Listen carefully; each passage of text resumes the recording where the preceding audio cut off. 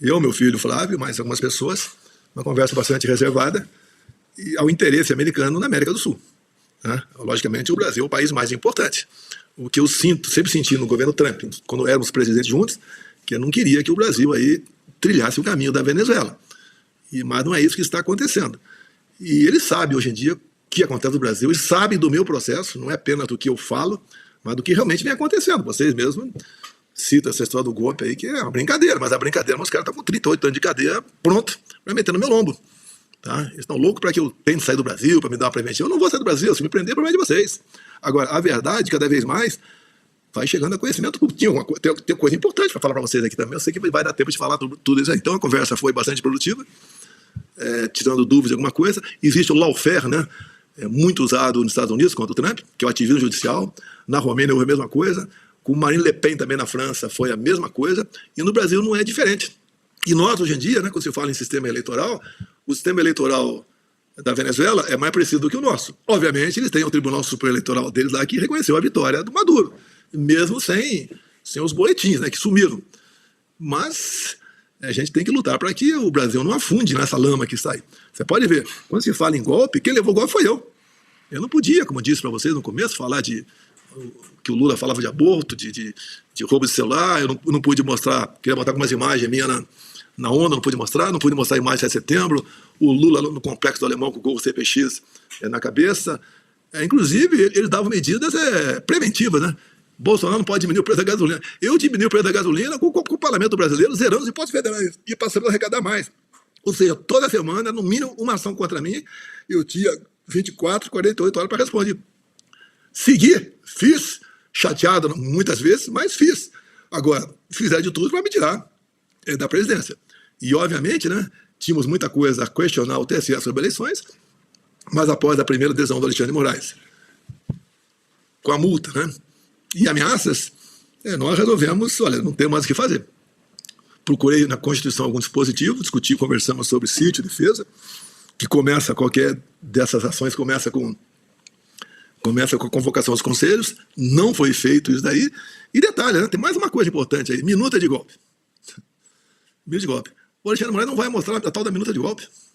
Já disse que não vai mostrar a tal da minuta de golpe. Pô, se teve o minuta de golpe, tem que mostrar. Se está no processo, tem que mostrar. E uma coisa gravíssima que aconteceu, gravíssima. Essa eu não posso abrir completamente o jogo, né?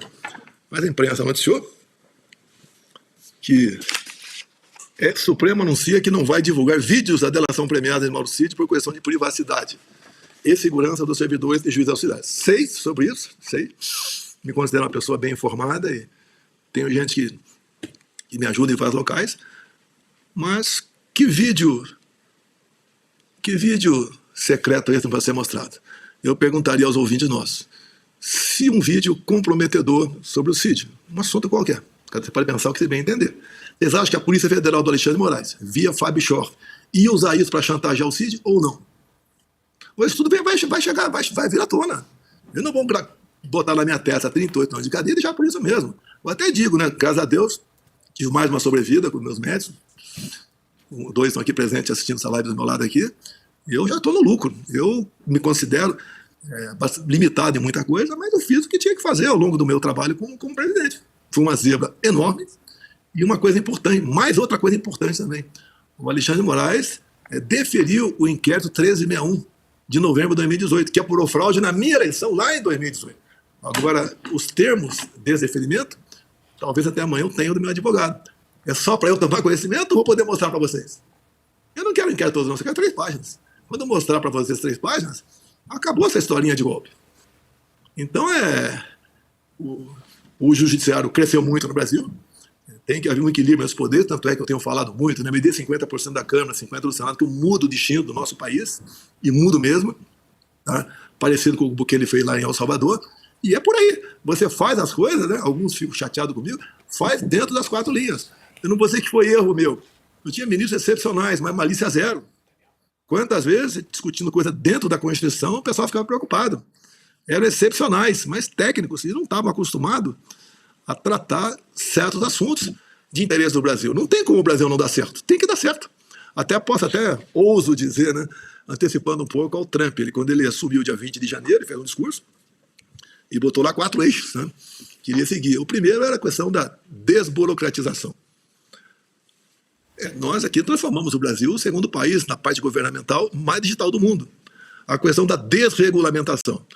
O Rogério Marinho, que trabalhava com o Paulo Guedes, revogou mais de 5 mil normas trabalhistas. Ele falou também em choque de energia. O Trump falou que ia explorar petróleo e reservas indígenas e área de proteção ambiental. Nós aqui acertamos, por exemplo, a exploração de urânio em Santa Quitéria, lá no Ceará. Acertamos também a exploração de lítio. Eu sei que lítio não é um combustível, você diz, mas é algo essencial para baterias, lá no Vale de Jequitinhonha. E a última dele é o choque de energia. Ou seja, nós fazíamos, porque eu tinha uma boa equipe. Quantas vezes eu procurava um ministro meu para tomar uma providência, ele já estava com o assunto pronto ou estava em andamento. Tinha iniciativa. Os ministros que eu ligava do cercadinho, no Viva Voz, que tinha gente com problemas ali, e eu sempre falava, o problema aqui não é dele apenas, deve ter de muita gente. O que você tem a responder? O ministro respondia de pronto, em especial o Tarcísio em São Paulo, né? O Rogério Marinho, o Paulo Guedes e tantos outros. Explicava o que estava acontecendo, porque eu tive a felicidade, não é escolher bons ministros, você pode até escolher, o cara pode não aceitar.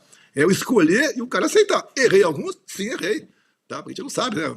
Infelizmente, o poder sobe a cabeça de algumas pessoas, mas fizemos o que tinha que ser feito, com a pandemia, com a guerra, com a crise hídrica, com aquele desastre de Brumadinho no começo do nosso governo, e terminei 22 com 54 bilhões em caixa.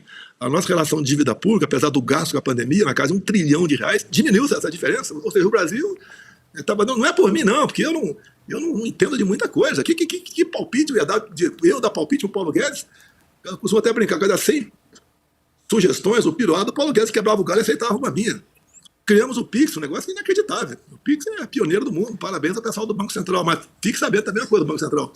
Você não tinha independência naquele tempo. Passou por mim a criação do Pix. Que alguns se arvolam, o Bolsa não tem nada a ver com isso. Agora o Banco Central é independente. Depois que nós aprovamos a proposta minha que eu via para o parlamento. Agora, até lá, o Banco Central era subordinado a mim. Presidente, boa notícia.